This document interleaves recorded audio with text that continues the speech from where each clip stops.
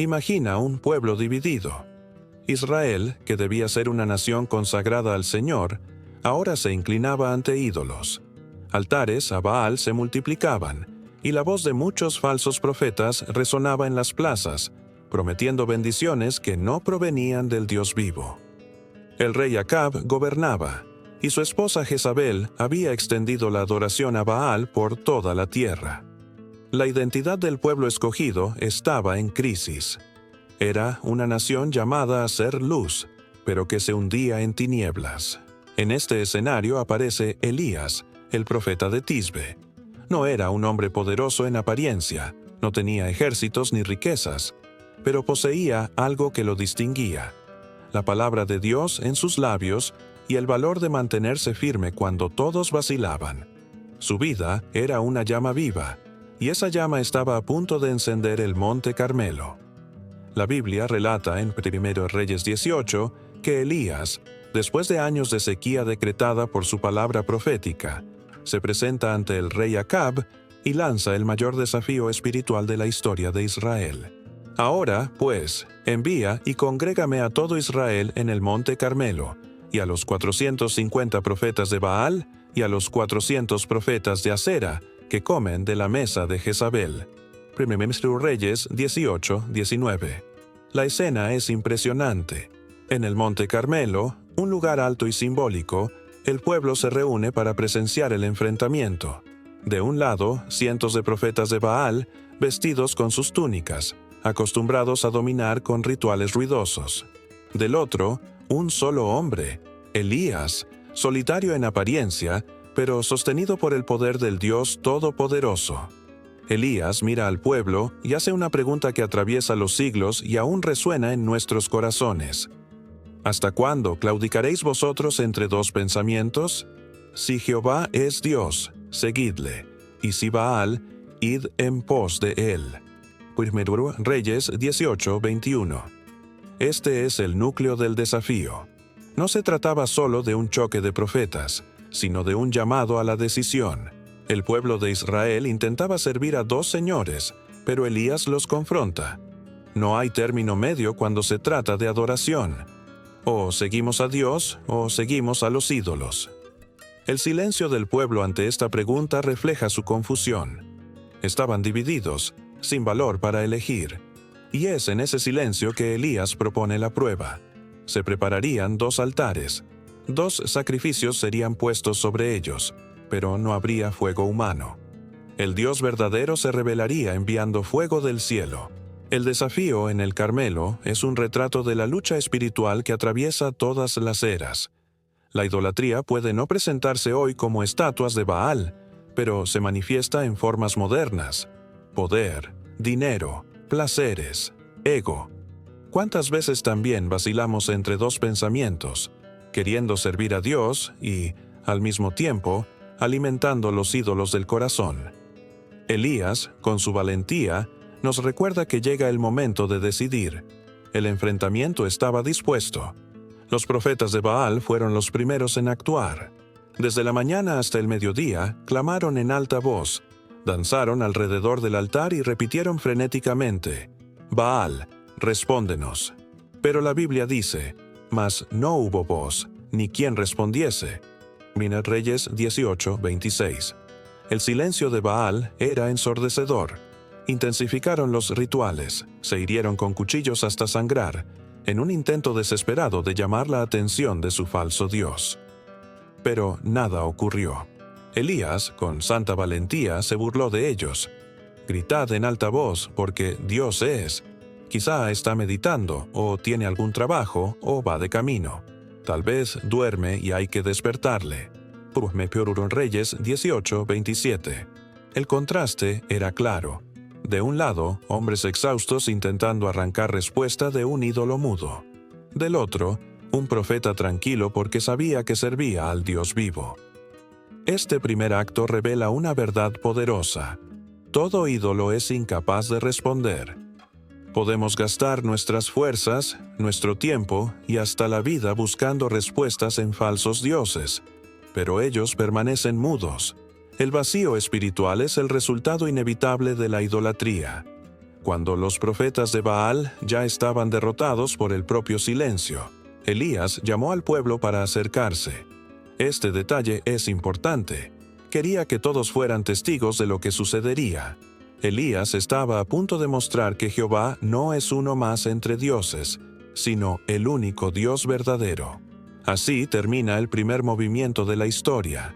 Un desafío lanzado, la idolatría expuesta en su incapacidad y un pueblo aún en silencio, esperando ver quién era el Dios que respondería con fuego. El pueblo estaba expectante. Los profetas de Baal habían clamado durante horas, danzado, gritado, incluso se habían herido con cuchillos, pero no había sucedido nada. El altar seguía intacto, el sacrificio seguía frío, y el cielo permanecía en silencio. Todo lo que había quedado era cansancio, sangre y vergüenza. El contraste con lo que estaba a punto de suceder sería inolvidable. Elías llamó al pueblo: «Acercaos a mí». Reyes 18:30. Era como si dijera: «Dejen de mirar a los falsos dioses, vengan y vean lo que el Dios verdadero hará». En ese momento, la multitud se reunió alrededor de él. Y lo primero que hizo Elías no fue orar ni pedir fuego, sino restaurar el altar de Jehová que estaba arruinado. Este detalle es crucial. Antes de pedir fuego, es necesario levantar el altar. El altar caído representaba la condición espiritual de Israel. Habían dejado de adorar al Dios vivo. Habían dejado que los altares del Señor fueran destruidos mientras levantaban altares para Baal. Elías entendió que no podía haber manifestación divina sin restauración de la adoración verdadera. La Biblia dice que tomó 12 piedras, conforme al número de las tribus de los hijos de Jacob. Con esas piedras edificó un altar en el nombre de Jehová. No era un altar cualquiera. Cada piedra recordaba la identidad del pueblo, su pacto con Dios, su unidad como nación escogida. Era como si Elías estuviera recordándoles: «Este es el Dios que nos llamó. Este es el Dios que nos dio nombre. Este es el Dios al que pertenecemos». Luego cavó una zanja alrededor del altar, puso la leña en orden y cortó el buey en pedazos. Hasta aquí todo parecía un sacrificio normal, pero lo que Elías hizo a continuación fue extraordinario. Mandó llenar 4 cántaros de agua y derramarlos sobre el holocausto y la leña. Y repitió la orden 3 veces, hasta que el agua corrió alrededor del altar y llenó la zanja. ¿Por qué agua? En medio de una sequía, el agua era lo más valioso, pero Elías no buscaba facilitar el milagro, sino hacerlo aún más imposible a los ojos humanos. Quería dejar claro que lo que sucediera no sería obra de un truco, ni de coincidencias, ni de fuego humano escondido, sino del poder sobrenatural de Dios. A veces el Señor permite que las circunstancias se tornen aún más difíciles para que su gloria se revele sin dudas. El altar estaba listo. La leña estaba mojada, el sacrificio empapado y la zanja rebosante. Entonces Elías se acercó y oró. No gritó frenéticamente como los profetas de Baal, no se hirió, no hizo un espectáculo. Su oración fue breve, sencilla, pero cargada de fe.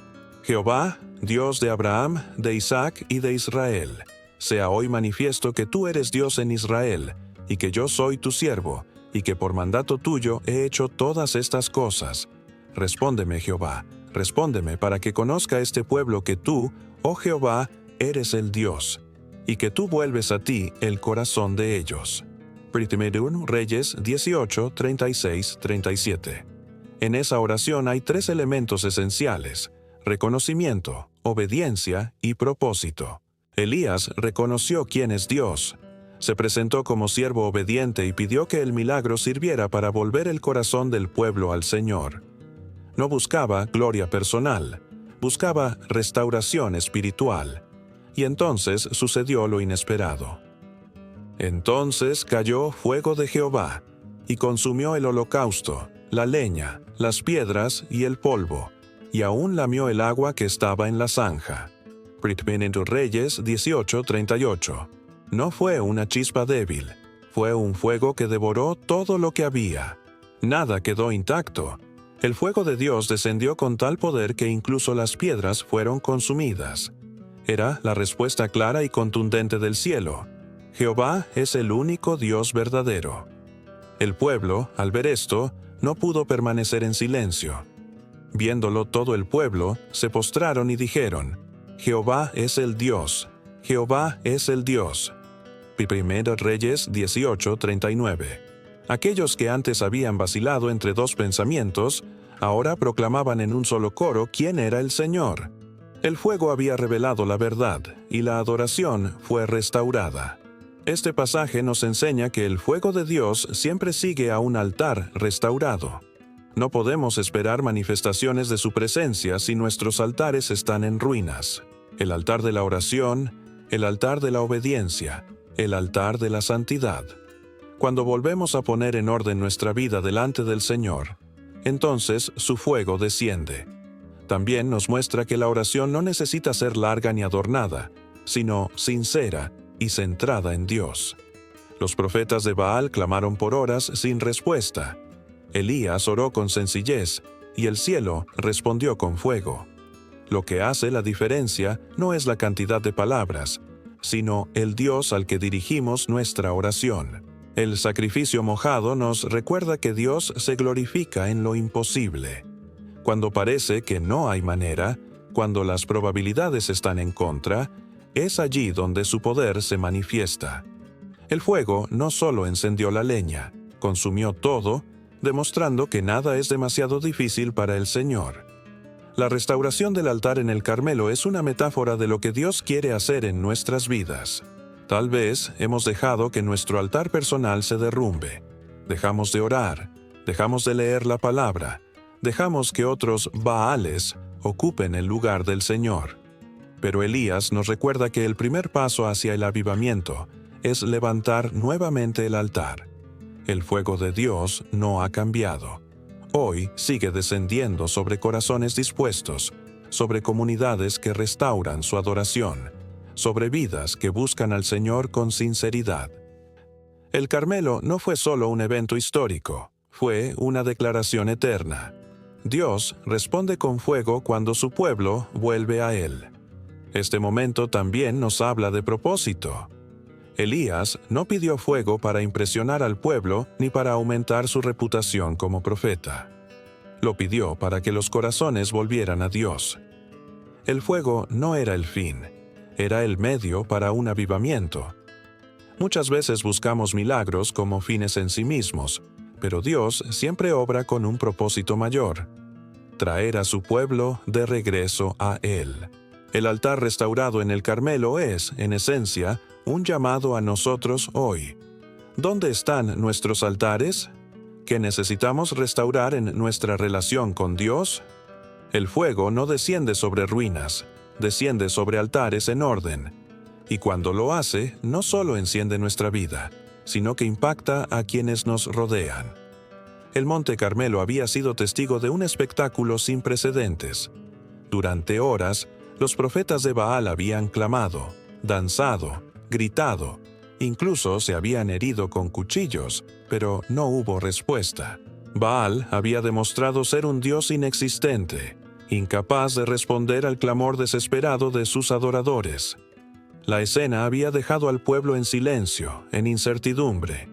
Pero cuando Elías restauró el altar del Señor, oró con sencillez y clamó al Dios de Abraham, de Isaac y de Jacob, el cielo se abrió. Entonces un fuego ardiente descendió, consumió el sacrificio, la leña, las piedras, el polvo y hasta el agua que llenaba la zanja. Fue un momento de gloria incomparable. El Dios de Israel se manifestó con poder, y no quedó duda de su soberanía. El pueblo que antes vacilaba cayó postrado y clamó al unísono: Jehová es el Dios, Jehová es el Dios. Primera Reyes 18:39. La verdad había sido revelada no por palabras humanas, sino por el fuego divino. El Carmelo se convirtió en un altar nacional de adoración. Allí, en medio de la multitud, el Señor devolvió a su pueblo el entendimiento de quién era Él. No era Baal quien daba la lluvia, ni Asera quien sostenía la fertilidad de la tierra. Era Jehová. el único Dios verdadero, quien tenía el control de los cielos y de la tierra. Pero la victoria de Elías no fue solo un fuego que descendió del cielo, fue una transformación de corazones. El pueblo que había estado dividido entre dos pensamientos finalmente reconoció al Señor. El fuego fue el signo visible, pero la verdadera victoria fue espiritual, un pueblo que volvió a su Dios. Tras este acontecimiento, Elías mandó apresar a los profetas de Baal, y el juicio divino cayó sobre ellos. Era el final de una era de engaño y el inicio de una nueva etapa en la que la adoración debía ser purificada. El Carmelo se convirtió en símbolo de victoria, de fidelidad y de poder divino. La historia de Elías en el Carmelo no es solo un relato antiguo, es un espejo que refleja nuestra realidad. Cada generación tiene que enfrentar sus propios Baal, ídolos que buscan ocupar el lugar de Dios. En tiempos antiguos eran dioses paganos. Hoy pueden ser el dinero, el poder, la fama, el placer, la seguridad personal. Todos ellos prometen mucho, pero al final permanecen mudos, incapaces de responder en el momento de mayor necesidad. El desafío de Elías sigue vigente. ¿Hasta cuándo claudicaréis vosotros entre dos pensamientos? Primor, Reyes 18:21. Es una pregunta dirigida también a nosotros. ¿Hasta cuándo seguiremos divididos entre servir al Señor y rendir culto a los ídolos modernos? La historia nos llama a decidir, a restaurar el altar de nuestra vida y a reconocer al único Dios verdadero. El altar restaurado nos enseña que no basta con querer fuego. Primero debemos poner en orden nuestra adoración. Dios responde a corazones quebrantados, a vidas que deciden dejar atrás la idolatría y buscarle con sinceridad. El fuego de Dios sigue descendiendo hoy, no en forma de llamas físicas que consumen piedras, sino en corazones encendidos, en vidas transformadas, en comunidades avivadas. El Carmelo también nos recuerda que la oración sincera y obediente tiene poder. Elías no usó fórmulas mágicas ni gritos desesperados. Elevó una oración sencilla, pero llena de fe y propósito: que el pueblo volviera su corazón al Señor. Ese debe ser también nuestro clamor, que en medio de una generación dividida, los corazones se vuelvan nuevamente a Dios. Y, finalmente, el fuego que descendió nos muestra que Dios se glorifica en lo imposible. El altar empapado de agua era una imagen de imposibilidad, pero fue precisamente allí donde el Señor se manifestó con más poder. En nuestra vida, cuando las circunstancias parecen imposibles, cuando todo parece en contra, allí también Dios puede enviar su fuego. La victoria en el Carmelo fue mucho más que un milagro espectacular. Fue un punto de quiebre en la historia de Israel. Fue el día en que un pueblo confundido reconoció nuevamente quién era su Dios. Fue la demostración de que la idolatría no puede sostenernos y que solo Jehová es digno de adoración. Hoy, el mismo Dios que respondió con fuego sigue siendo el mismo. Su poder no ha disminuido, su fidelidad no ha cambiado, su gloria sigue siendo la misma. Lo que Él busca son corazones dispuestos, altares restaurados y fe verdadera. Así como en el Carmelo, Él quiere revelar su poder en nuestras vidas. Quiere encender nuestro corazón con fuego santo, consumir todo lo que no le agrada y llenarnos de su presencia. La pregunta es: ¿estamos listos para restaurar nuestro altar y clamar como Elías? Respóndeme, oh Señor.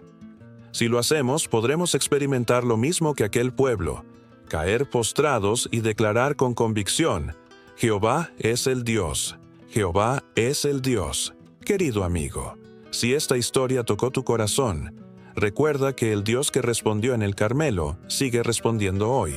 Él puede traer fuego de restauración a tu vida, a tu familia, a tu comunidad.